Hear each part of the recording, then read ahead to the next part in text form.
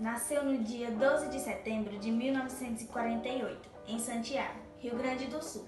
Sua relação com a literatura aconteceu precocemente.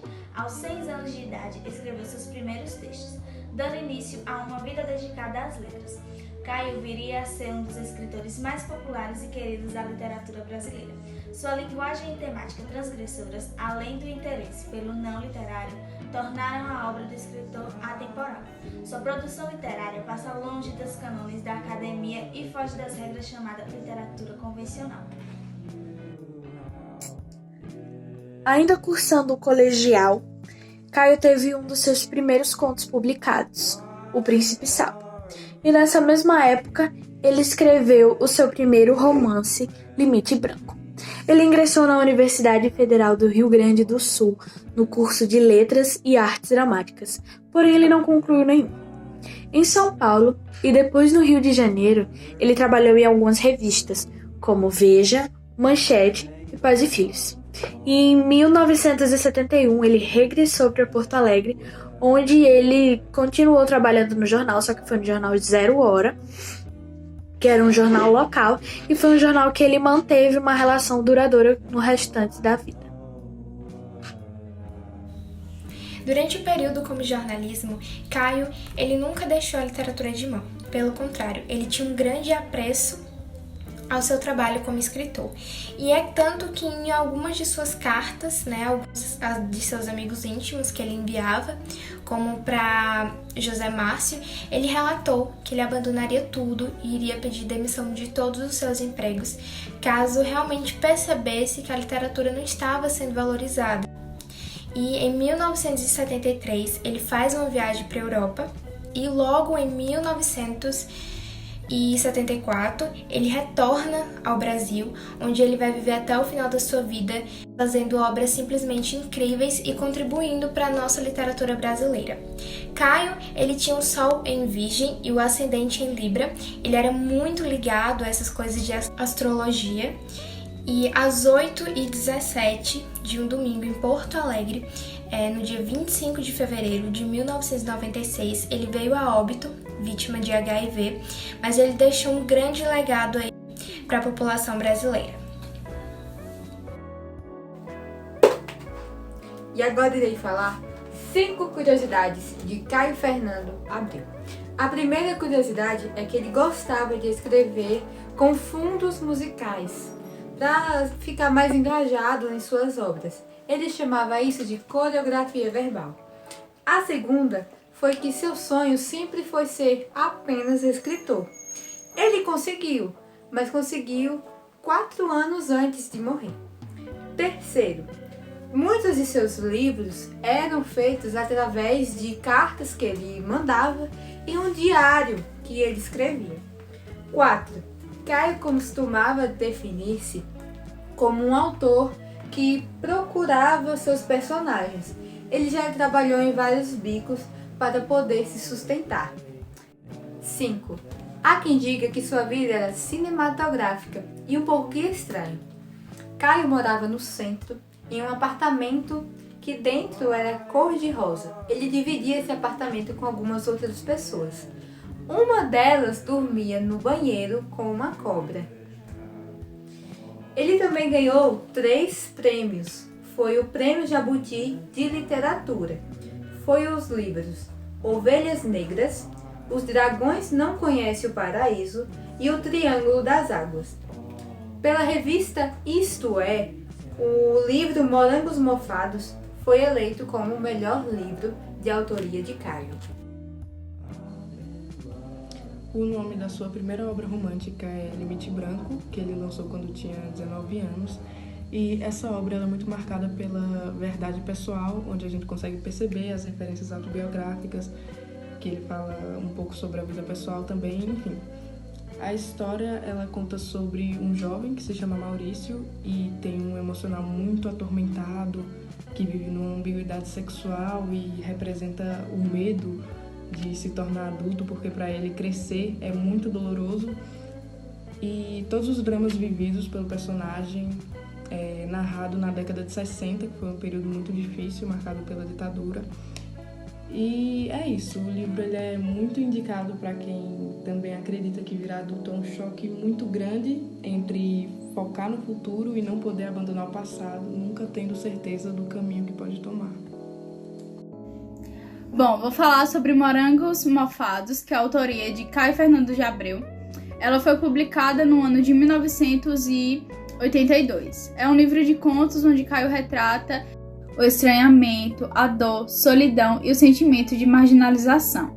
Os personagens desse livro, eles são degradados pelas drogas, AIDS, esquizofrenia, paranoias e depressão. O livro é dividido em 3 partes. A primeira é a do Morfo, que vai tratar das questões da ditadura militar, repressão à liberdade e o desespero. Já a segunda parte é a dos Morangos, que vai falar sobre a urgência de um recomeço. Na terceira parte, que é Morangos Mofados, também é tratada a questão da esperança e que mesmo em uma situação ruim é preciso manter a essência.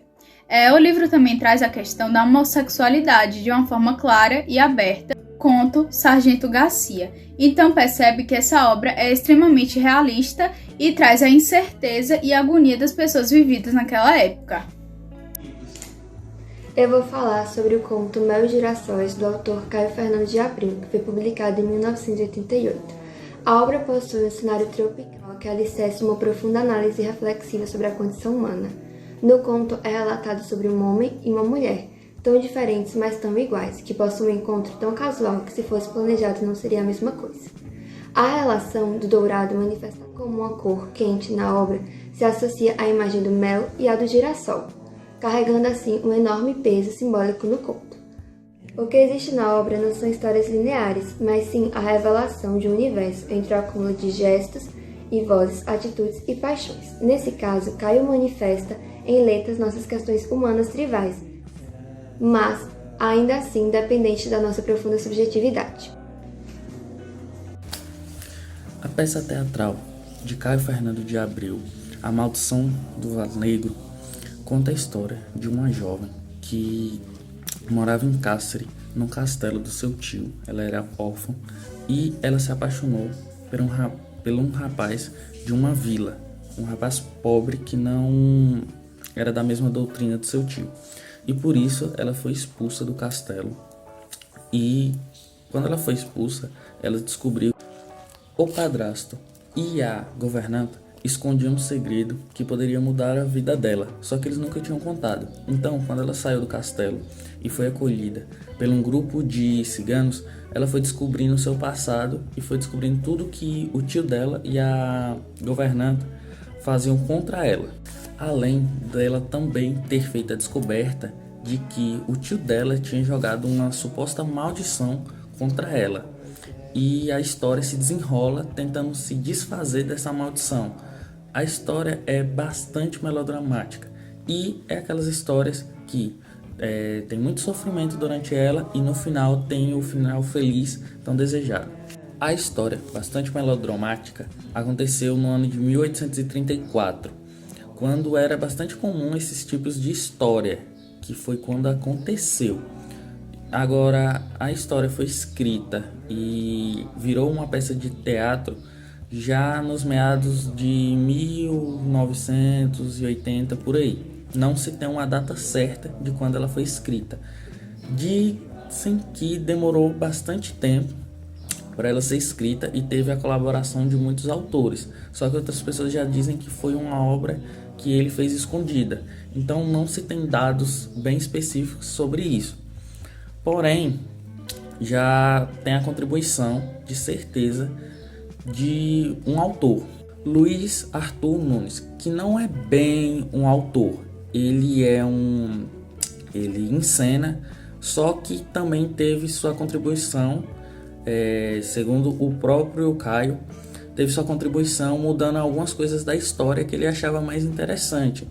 Então, digamos que ele não era escritor, mas ele teve a sua contribuição na peça teatral. Essa peça teatral foi muito elogiada e chegou até a ganhar alguns prêmios e foi inspiração para muitas histórias de romance clichê, que, como eu já falei, são histórias que têm um processo de sofrimento, um processo de tristeza, de dor, e no final são muito felizes, que tenham desejado o final feliz. Ovelhas Negras é uma coletânea de contos criada entre 1962 e 1995. Contos que, segundo Fernando Abreu, foram descartados por serem fracos ou complexos demais. Esses contos não se encaixavam em outros livros, até a chegada da ditadura militar, que não permitiu que viesse ao público, mas o escritor não desistiu de suas obras, por mais estranho que lhe parecesse. Te desejo uma fé enorme em qualquer coisa, não importa o que, como aquela fé que a gente teve um dia. Me deseja também uma coisa bem bonita, uma coisa qualquer maravilhosa, que me faça acreditar em tudo de novo, que nos faça acreditar em tudo outra vez, que leve para longe da minha boca este gosto podre de fracasso. Caio Fernando Abreu, fragmento do conto Os Sobreviventes do livro Morangos Mofados.